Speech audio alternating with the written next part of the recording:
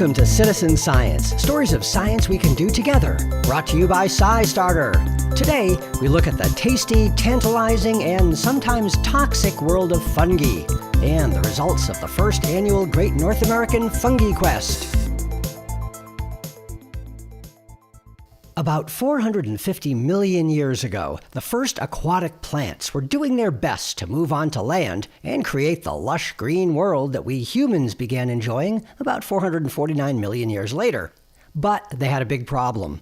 All of those nutrients that used to wash over them when they lived underwater were no longer available, so they had to try to suck all the nutrients they needed out of the ground. Well, their story and our story would have ended right there, except for the heroes of today's podcast, the fungi. These soil-dwelling creatures could poke their hair-thin hyphae or mycelium through the soil and absorb all the chemical compounds they needed. But they couldn't photosynthesize and make their own food the way plants do. So they formed a mycorrhizal partnership, literally fungus root, sharing their soil nutrients in exchange for sugars produced by plants. Soon, this power couple conquered nearly every body of land on Earth. And isn't there a lesson there for all of us? Later on, Earth's thriving plant life allowed the first animals to begin nibbling their way out of the oceans. So you could say with 100% confidence that without fungi, this very podcast would never have existed. But despite their importance, fungi are so discreet, spending most of their lives underground or as single-celled yeasts and other invisible forms, that we tend to overlook them unless they're forming unsightly mildew films on our shower grout. Okay, sometimes I still overlook them even then, but I'm working on that. The point is, there are an estimated 2.8 million species of fungi in the world at least, and about 95% of them have yet to be described. I know what you're thinking. This sounds like a job for citizen science. And today, our guest is Robert Courteau, creator of the nonprofit group Think Fungi and also the first annual Great North American FungiQuest. And yes, I'm pronouncing it fungi here because that's how Robert pronounces it, although the folks at the Oxford Dictionary say definitively that it's pronounced, and I quote, however you want to say it, buddy. You can say fungi, or fungi, or even fungi. Obviously, they were in a good mood that day. Also with us in the SciStarter virtual party space is Emma Giles, SciStarter program coordinator. Emma is at the controls and also joining in as she is so moved. All right, thanks for joining us, Robert. Could you tell us a little bit about yourself and, how you got involved in fungi before we get into the actual FungiQuest and learn more about that? Yeah, so I'm a former chef and started off my career here in Canada, in Ottawa, and it eventually led me to the Czech Republic. So okay. Of course, as it will. Exactly. People like to travel. We like to go to Europe and stuff like that to see what the old world has in terms of culinary value. So I was cooking over there, and people I knew over there told me to try out the national pastime, which is basically mushroom hunting. So pretty much anywhere, pretty much the further east you go in Europe, the more mushroom hunting becomes a thing. So people who are from Poland, Ukraine, Czech Republic, Slovakia kind of areas, they definitely know what I'm talking about. So kind of went out, but I didn't have field guides, and it was really dependent on the neighbor. And the neighbor didn't speak any English, and I didn't speak any Czech. So it was a little sketchy at the time. So, the neighbor told me there was 3 mushrooms that were edible. So those are the 3 that I always kept on going for. And eventually I realized that there was probably more than 3 edible mushrooms. So I started to learn those. Then I realized I should probably learn the poisonous ones. Good idea. You should have started with that, but that's okay. Think, right? You'd think. So I started to learn some of the poisonous ones. Eventually moved back to Canada here, where I just continue to learn. It's an entirely different ecosystem of mushrooms here. So I had to restart everything and learn from the very beginning. Then from there, just kind of fell into actually the science of fungi and everything that they do. It's actually an extraordinary little world, super niche, obviously. Not many people know much of anything about fungi. And so you kind of fall down a little rabbit hole. Eventually I realized, I'm still of the opinion that fungi could save the world if we just allowed it to. So that essentially We're just in the way. Yeah, exactly. Basically, yeah. They've been here a lot longer than we have. They know what they're doing. It's interesting how many people, especially with fungi, have started as citizen, people who are interested in them, then became more like amateur citizen scientists of fungi, and then just kept going, as opposed to a lot of other areas where, you study maybe ornithology or study enology in college. But a lot of the most prominent fungus experts came to it from, sort of like you did. Yeah, it's funny because some people will come in through biology, right? They had an interest in biology, and mycology just kind of stood out to them, and so they entered it through that way. But I'd say the majority come from kind of the foraging aspect, where they like gardening, or they like hunting, or they like to do homesteading, and mushrooms are there. They get into the edible first, and then hopefully, with any luck, it goes from just being an edible mushrooms to all mushrooms, right? Mm-hmm, mm-hmm. A lot of the ones that are really amazing aren't necessarily the ones that you're going to be eating. Right. And it's a whole kingdom, right? A lot of people might think of it as a fairly, small group of critters, but they have an entire kingdom to themselves and all sorts of diversity. Oh yeah, there's more species of fungi than there are of all the others combined. Yeah. And that's really part of, I just wanted to get into, this FungiQuest. That's really part of it, is to get people out there and identifying these things. Is that part of your impetus for starting this project, this North American FungiQuest? Yeah. This year was predominantly oriented towards getting as many observations as possible, and really getting the general public involved. So not just those people who are already doing it, but the person who never really thought about it, or school kids, or just the general public. So we didn't want to make anything too confusing. So we have some bigger plans for next year, for example, that we'll get into a little bit. But right now, it's kind of just let's get those observations in. The more observations we have, the better, for a variety of different reasons. So that really was kind of one of the key goals. Do you hope to make it it reminds me a little bit of the Christmas bird count that happens every year. Is this sort of a similar idea? Yeah.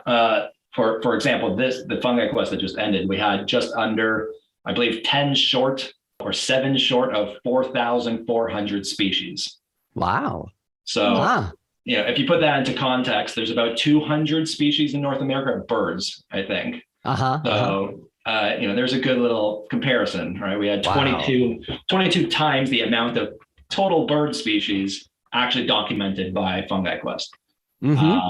It's estimated there's probably around 11,000 species of like mushrooms.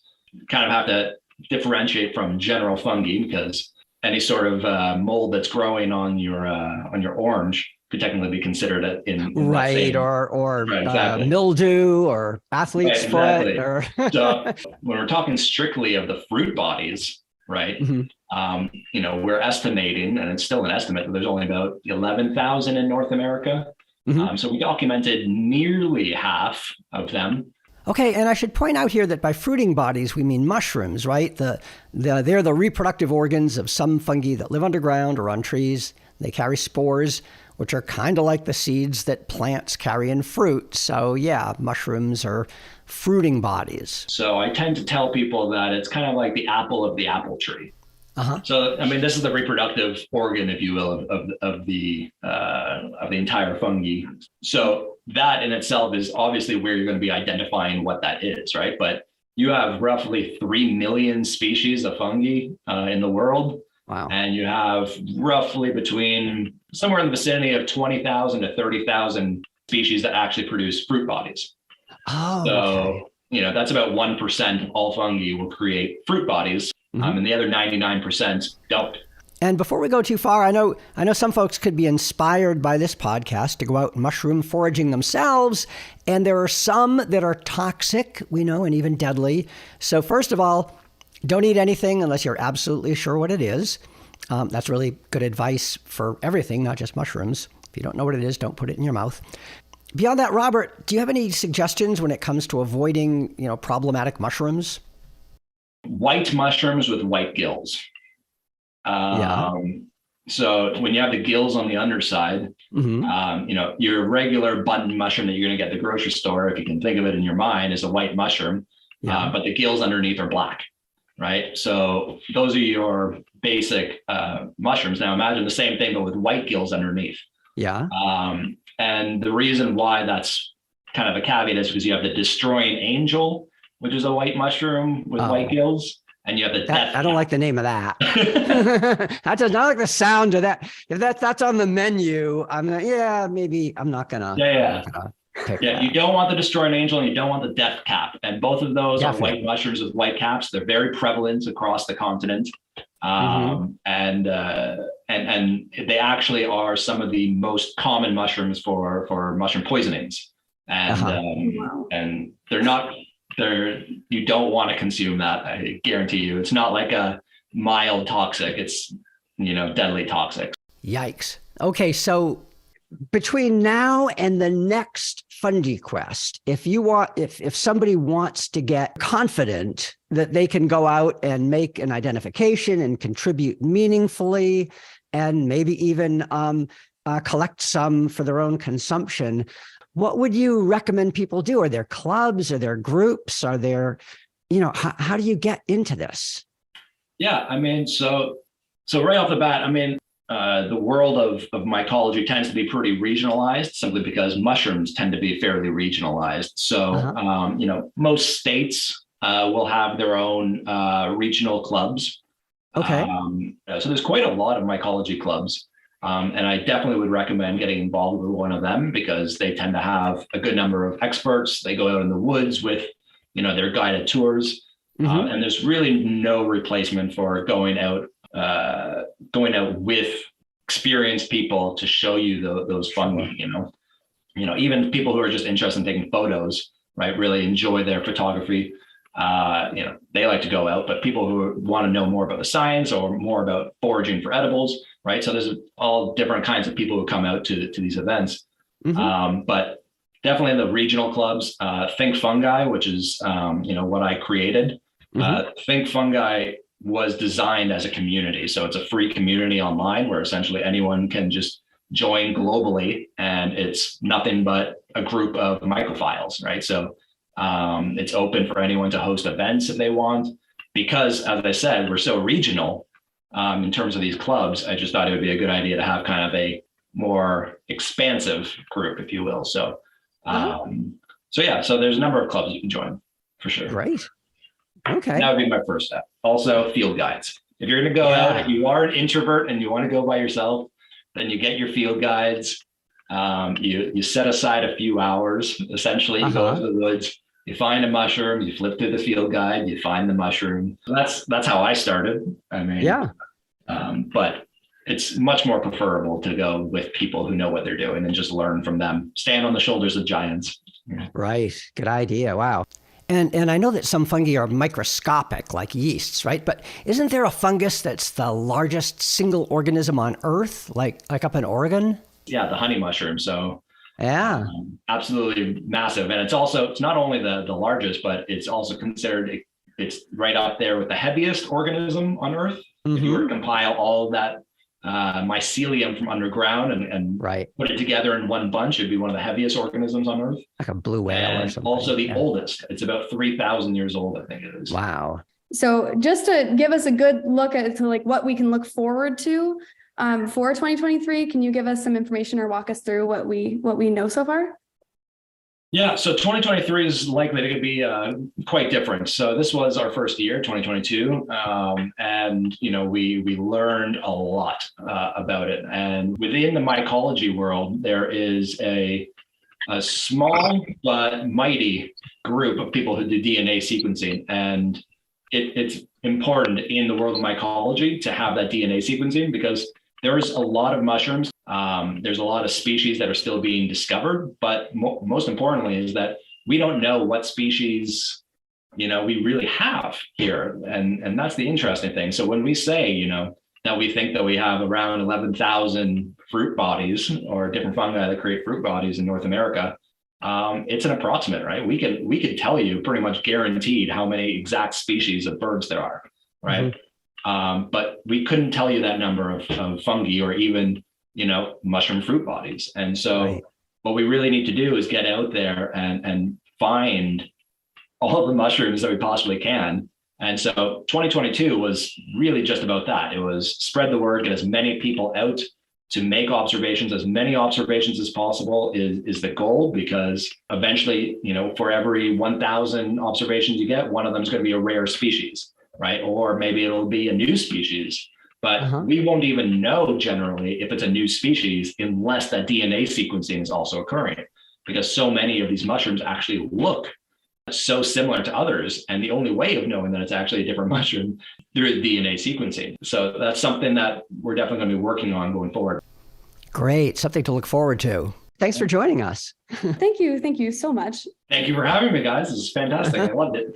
You can check out the Great North American FungiQuest at SciStarter. Also, don't miss the Mushroom Observer Project, which partnered in the FungiQuest. You might also want to visit Robert Courteau's Think Fungi website. You'll find links to all three in the info section of this podcast. Well, that's all we've got for you this time. For the SciStarter team, I'm Bob Hirshon. Thanks for listening. This podcast is brought to you each month by SciStarter, where you will find thousands of citizen science projects, events, and tools. It's all at SciStarter.org. That's SciStarter.org. SciStarter's founder is Darlene Cavalier. And thanks so much to you, the listener and the citizen scientist, for getting involved and making a difference. If you have any ideas you want to share with us and any things you want to hear on this podcast, get in touch with us at info@SciStarter.org. Once again, our email address is info@SciStarter.org. Thanks again, and I'll see you next time.